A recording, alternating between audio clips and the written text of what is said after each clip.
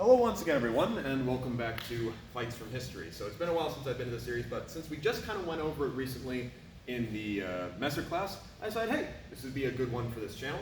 So, well, for this series, rather. They're all good for the channel. But either way, joining me today is Jake, my resident Italian, though he's doing something German today. So, this is the worst case scenario. This is Unarmed versus Messer. Now, this is actually talked about in a couple other sources as well, but in particular, what we're going to be going over is the Kohler manuscript, which has, well, Kohler, right? Either way, it has kind of an interesting little Messer system that I'm going to do a whole video on down the line, but in general, it is one of the few that also talks about drawing, and then it also discusses the idea of, okay, you don't have a weapon, here's how you deal with it. So, the basic idea here is that he is going to cut from above at us, and we do not have a weapon at all. So, basic, standard cut, just coming down with an over. He cuts, I die. So, whenever it comes to dealing with something like this, regardless of what system, the biggest priority is you need to get some sort of control onto that weapon. Now, the text could read somewhat, either way. It just describes you wrap the arm and then break it. Doesn't necessarily give you an inside or outside. However, let's just briefly discuss why I am going to the outside for what I think this is and versus why you might go to the inside. So in theory, if he's starting to cut, it's not all that hard for me to get into this distance, right? Especially if you've done a little bit of practice. And from there, I can very easily achieve a wrap and even break his arm. The problem is, as someone who is on the smaller side of the population and likes to pick fights with people that are bigger than me, I am now face to face with Jake, who significantly outweighs me, is the same height as me, and yes, I've got an arm, but he still has an arm free. There's a lot of counter grappling he could do. There's a lot of other mean things he could do. Yes, I have dealt with his weapon for the most part, but now I'm just into the body. Not to mention he does still have counters that we've seen from other parts of different sources, so he can use this still. So while that does immobilize his weapon, and I certainly think if you were on the ball, you could probably take someone down the same way that you take a dagger out of somebody's hand, I don't necessarily think that's the best for this. So instead, we're going to go to the outside of his arm. Now, how is this going to work? Now, again, they don't describe footwork, so we can kind of, a little bit of experimental here. My recommendation is I recommend you step with your right foot in and put your right hand up at about a little above your own head with your left hand in front of your face. The reason that I recommend you do this is because if anything is going to hit you, I want to be trying to tank it on the outside of my arm preferably. Since I have to cross so much distance, it's not really very good for me to try and bring my left hand across because that'll then just push it in front of my body again. So as he's starting his cut, we're kind of looking at something like this, right? Now another reason that I like to step with the right foot instead of the left foot is because it sets up what I'm going to do next, though we'll talk about options. Now what I'm doing is I'm putting my right hand behind his sword as much as possible because Jake isn't necessarily missing me here. I'm not necessarily dodging either. Our hands are meeting up at this kind of point, and I'm gently guiding it kind of 1 degree over. At the same time, keep my hands up so I don't eat one if I do, right? Now, from here what I'm going to do is I'm going to throw my left arm over his as I step up with my left foot. At the same time, I'm going to work on sliding my right hand to control his thumb. I'll talk about preference there for a second, but for now, let's go over that step. So I'm going to step up with my left foot, up with my left arm, over, sliding out to control this, and then from here, I'm going to step back with my right foot to complete the action for now.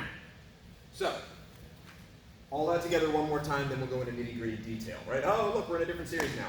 So, I'm left foot forward, he's mean foot forward, he starts his cut in, so it doesn't hit me. Left hand goes over, left foot goes up, control that thumb, and I'm here.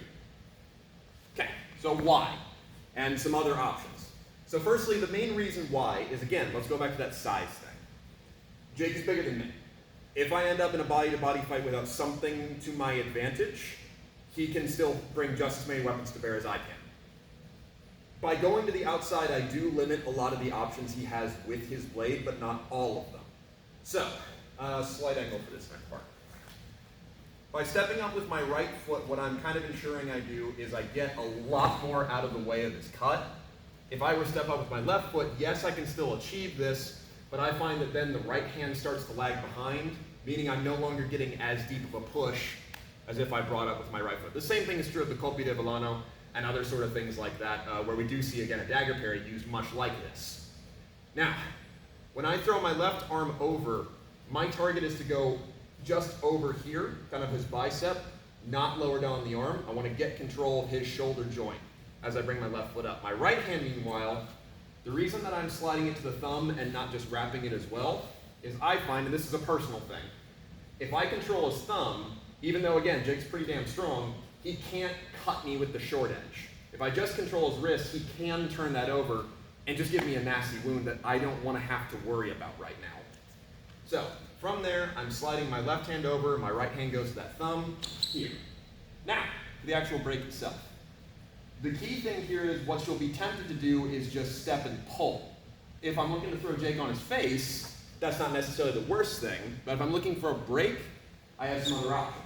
So with my left toe against his right heel, what I do is as I step around, I'm putting my pelvis directly up against Jake. See, got those salsa hips going, right? The reason that I'm doing this is because if I leave distance, even if I have this locked, Jake has a lot of weight behind him. He can actually pull me forward again if he wants, because we're out in gravity. If I lock myself to him, even just a little bit, he can't pull me as easily because I've got an extra thing resisting him. This also gives me a nice kind of point of contact, a frame, if you will, that I can then work off some more. So now let's come to the break itself. So I step my right leg around to open it up. I am going to leave my torso where it is by pushing my chest outward, and I'm going to pull his thumb across my chest. Now what I don't want to do is I don't want to turn. If I turn, I'm not breaking it as efficiently. I keep my torso where it is and my right hip against him so that he has to go over my rib cage. Basically all that's doing is my torso is acting as a block right here, so his arm bends, but if I'm letting it slide, it's not really doing anything until we get to like a dramatic degree. And this is not efficient when Big Angry Man is attacking with Messer. So, now again, back to the footwork thing. You can do this with your left foot, but then the way you step up has to change. So I'm going to show that for here. Okay, I managed to get in. Again, a lot of distance to cover. I'm not very comfortable doing this one. But now to get the effective lock, I'm going to have to do a gather in turn. Now, yes, I can still absolutely do it, but the problem is I just had to do 2 steps when I could have just done 1. So, back to the way I prefer to do it. I'm left foot forward, my hands are up, he's looking like he's about to cut. When he does so, dive in, get that right hand moving things out of the way, and if it goes into his eyes, whatever, right? I'm now working toward his backside where he can't put force against me. Step up, lock your hip against his, and turn it to its completion. Now, at this point, he may not be done. His arm may not break because I didn't get things locked in tight enough, or alternatively, he may start stepping around. So the thing I'm going to do next is if I get to this point and the fight is not done, or even if it is done, I might keep going, the next thing I will do, as we've seen before, is I'm going to kick my legs out from underneath me, and we will both go straight to the floor. Now, I'm crouching so that we don't obviously destroy Jake's leg. Leg? Arm. Well, we might, who knows? But what I would want to do here is I want to sit almost like a Keisagatami, if you're familiar with judo. So that would be me ending up here, but rather than having his head underneath my arm, I'd have his arm underneath my arm. With all that weight landing on that central point, and I'd go ahead and bury my shoulder in the ground. So it'd be on the kind of back corner of his, like so. His arm's going to, if not break, be in serious pain, and his messer will now be way too far away for him to reach, because there'll be no way for him to roll over. He could maybe try and turn and shrimp out, but he's got to get his arm literally dragged out from underneath me to achieve that. So let's switch sides and show it again. Now, one more thing I want to talk about as we show it on this side. You can also use your right hand to grab onto the spine of the messer. It's not described, but it is absolutely an option there since he doesn't have a back edge to the very end. So if I get here, I could see about maybe getting a hold of that thing as I turn, but the problem is now I don't have that second point of contact, so I'm not going to get a good arm break. I could absolutely still get it clear and then do whatever I'm going to do, but unless I'm, just trying to get away, and maybe even just throw it away from him so he goes on, hey, my messer, instead of chasing me. Nice, but the arm break is the more succinct way to finish the fight. Gets his weapon away from him, gives him something that he has to worry about now, and I can then get up and leave at my leisure. But either way, here's it again.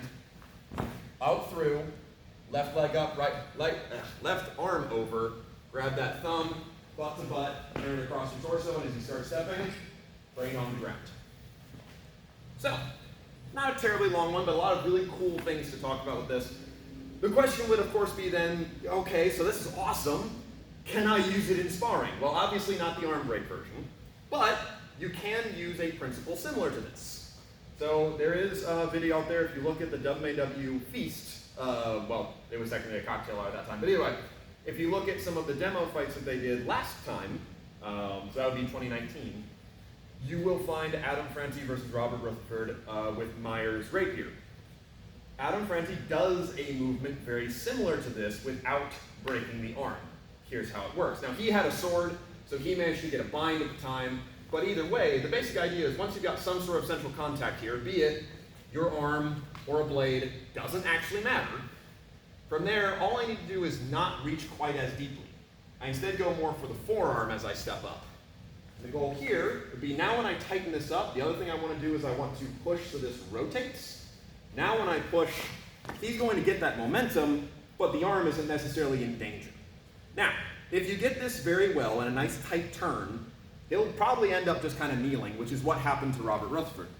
I would recommend only doing it if you're quite experienced, but if you wanted to use this concept, that is the outside, let's call it outside taking, right? You block them in some way, you step up and wrap their arm underneath your left arm, and just turn away, causing them to go where their legs are not. It's really just one, little extended leg away from a nice Tayatoshi. But either way. So, thank you very, very much, Jake. And thank you all very much for watching. Be very careful about those, big men wielding messers out there. But either way, hopefully you've enjoyed. Thank you very much for watching. We'll go over some other techniques another time.